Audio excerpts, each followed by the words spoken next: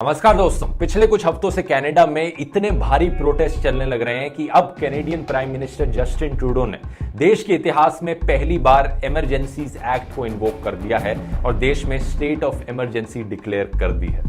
इन protest को कहा जा रहा है फ्रीडम कॉन्वॉय प्रोटेस्ट। आइए आज के वीडियो में समझते हैं।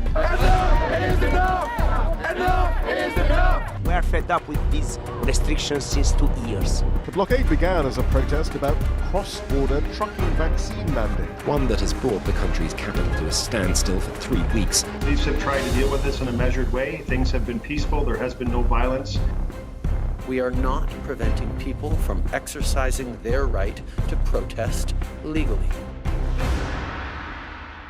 हमारी कहानी एक्चुअली में शुरू होती है कोरोना वायरस से। दुनिया भर में कोविड-19 की वजह से कहीं पर लॉकडाउन्स लगाए गए, कहीं पर स्कूलों को बंद किया गया, दुकानों को बंद किया गया, जिसकी वजह से इकोनॉमी क्रैश कर गई, लोगों के बिजनेसेस खत्म हो गए। कहीं पर मास्क पहनना कंपलसरी बनाया गया लोगों के लिए, तो कहीं पर वैक्सीन मैंडेट्स लगाए गए कि जबरदस्ती आपको वैक्सीन लगानी पड़ेगी। अगर आपने वैक्सीन नहीं लगवाई तो आपके लिए दुकानों में जाना अलाउड नहीं है, आपके लिए रेस्टोरेंट्स में जाना अलाउड नहीं है। दुनिया भर के अलग अलग देशों में अलग अलग रूल्स थे, लेकिन ओवरऑल ये रूल्स ऑलमोस्ट हर देश में देखने को मिले दुनिया के। कई लोगों का मानना है कि इन रिस्ट्रिक्शंस को लगाना जरूरी था ताकि इंफेक्शन के फैलने की स्पीड को कम किया जा सके और जो हॉस्पिटल्स पर लोड आएगा कोविड-19 केसेस की वजह से उसे कंट्रोल में रखा जा सके।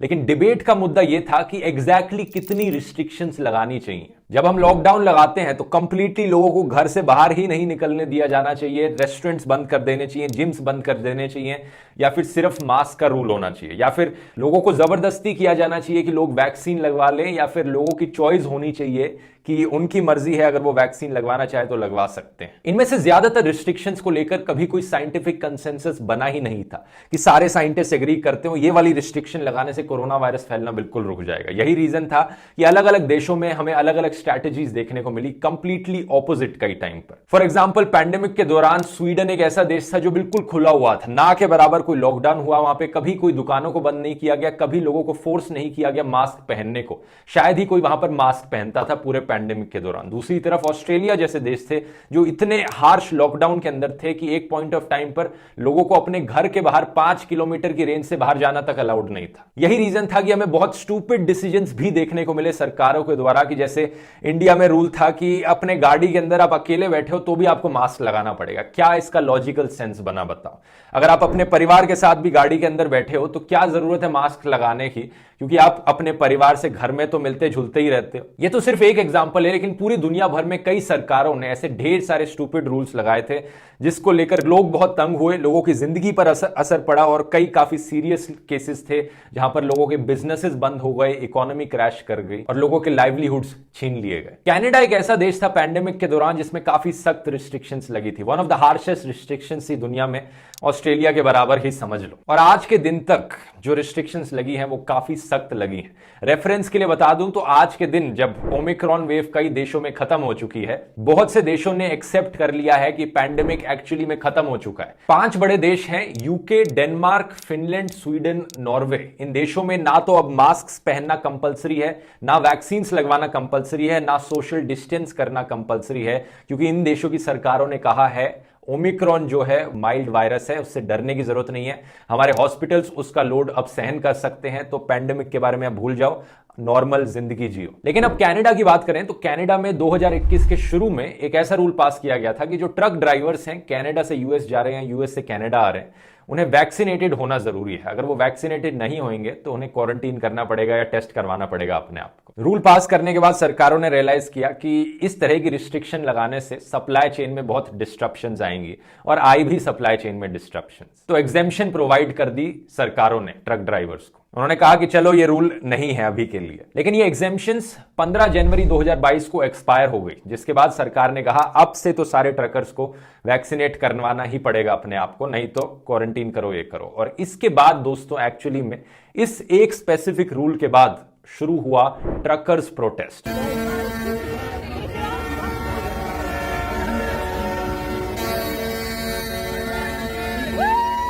ये अपने ट्रक्स को लेकर सड़कों पर उतरे, हॉर्न बजाए और शुरुआत में इसे ट्रकर्स प्रोटेस्ट भी बुलाया गया इसी रीजन से। बात यह है कि ट्रक ड्राइवर्स अभी भी ग्रोसरीज कैरी कर रहे हैं, इंपॉर्टेंट सामान कैरी कर रहे हैं दुकानों के लिए, ग्रोसरी स्टोर्स के लिए, और सप्लाई चेन में डिस्ट्रप्शन अभी भी आया इस रूल के लागू करने के बाद।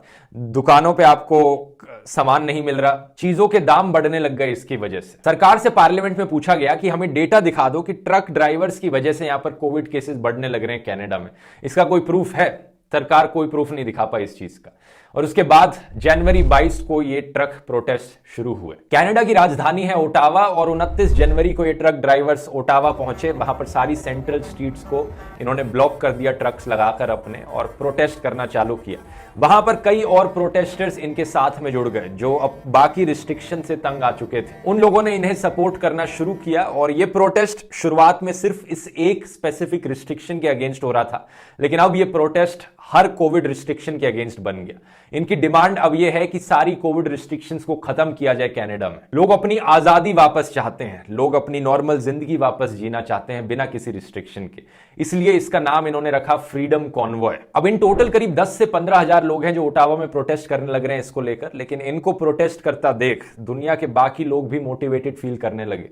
उन्होंने रियलाइज किया कि हमारे देश में भी ऐसी फालतू की कई रिस्ट्रिक्शंस चल रही हैं, हम भी अब कोविड रिस्ट्रिक्शंस को हटाना चाहते हैं। तो दुनिया भर से सपोर्ट उठने लगा इन फ्रीडम कॉन्वॉय प्रोटेस्ट के लिए। इन्होंने अपना एक GoFundMe पेज बनाया, उस पर $8 मिलियन की फंडिंग भी आ गई इनको सपोर्ट के तौर पर। ये प्रोटेस्ट काफी हद तक पीसफुल रहे हैं, लेकिन कुछ नॉट सो पीसफुल इंसिडेंट्स भी देखने को मिले।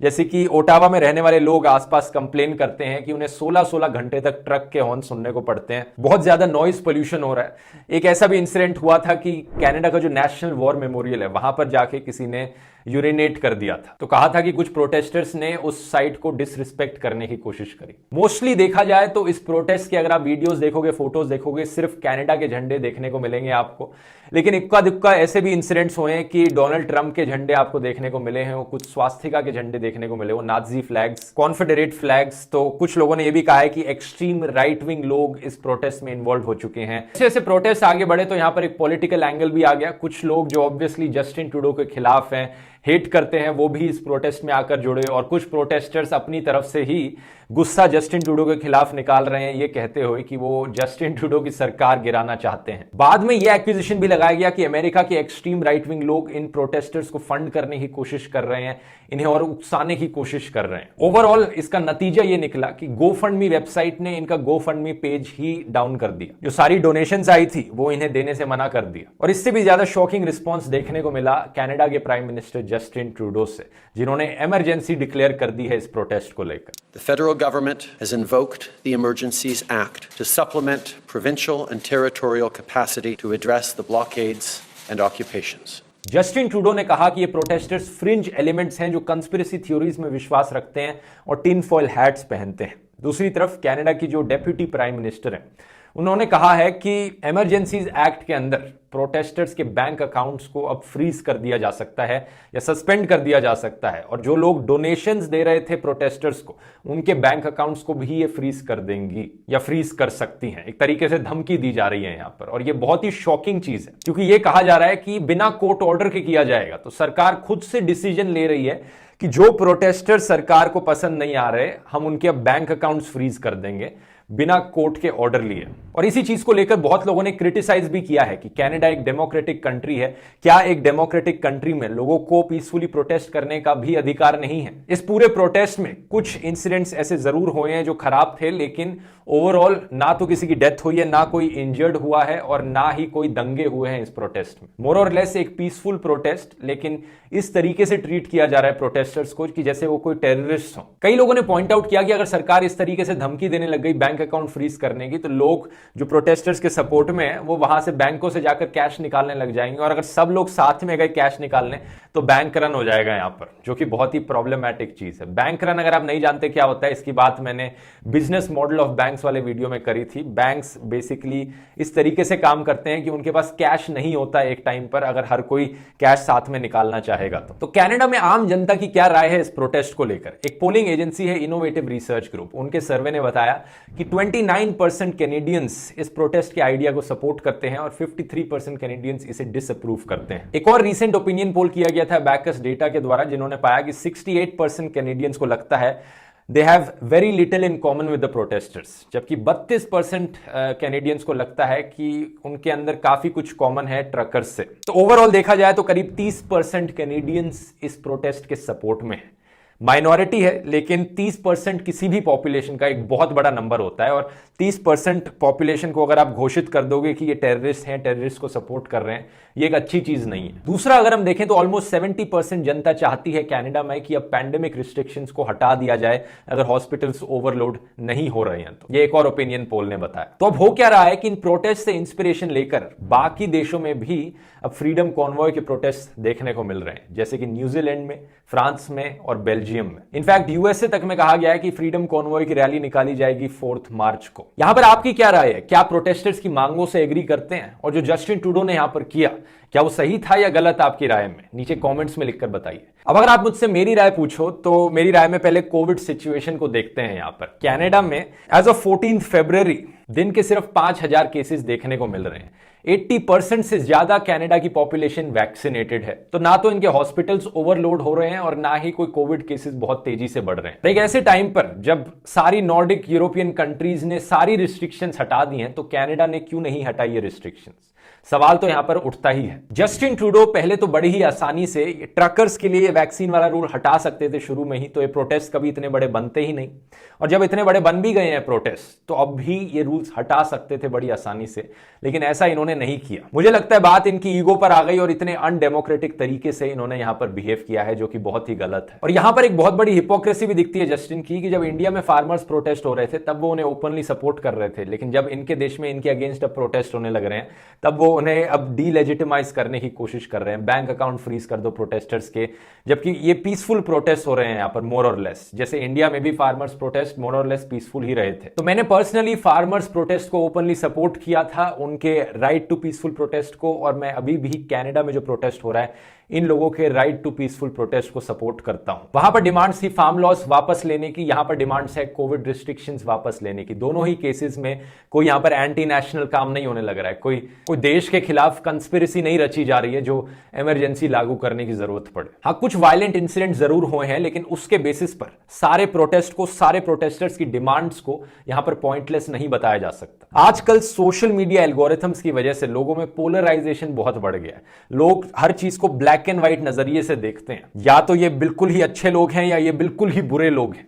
ये एक बहुत ही घटिया तरीका है चीजों को देखने का। एक बड़ी फेमस किताब का एक फेमस कोट है, One of the greatest fictions of all is to deny the complexity of the world and think in absolute terms of pristine purity versus satanic evil। यानी दुनिया इतनी कॉम्प्लेक्स चीज है, दुनिया में जो इवेंट्स होते हैं वो इतने कॉम्प्लेक्स हैं कि आपकी सोच कभी भी ब्लैक एंड व्हाइट नहीं होनी चाहिए किसी भी चीज को लेकर, कि ये जो हो रहा है यहां पर ये 100% गलत है, ये जो हो रहा है ये 100% सही है, ये इंसान बिल्कुल ही दूध का धुला है यहां पर, और ये बिल्कुल ही विलन है। इंसानों को इंसानों की तरह देखना चाहिए, और प्रोटेस्ट हो रहे हैं, प्रोटेस्ट में जो लोग पार्टिसिपेट कर रहे हैं उन्हें सेपरेट करना चाहिए जो डिमांड्स हैं प्रोटेस्टर्स की उससे। ये कोट जो वैसे मैंने आपको बताया, ये युवल नोआ हरारी की किताब 21 lessons for the 21st century से लिया गया। एक बहुत ही बढ़िया किताब है मेरी राय में। अगर आप इसे एज एन ऑडियो बुक सुनना चाहते हैं, आप कुकू एफएम पर सुन सकते हैं। सोसाइटी के बारे में, फ्यूचर के बारे में ऐसी कई इंटरेस्टिंग चीजें बता रखी हैं, बहुत ही इंटरेस्टिंग ऑब्जर्वेशंस हैं। कुकू एफएम को नहीं जानते, एक बड़ी ऑडियो लर्निंग का प्लेटफॉर्म है जहां पर आपको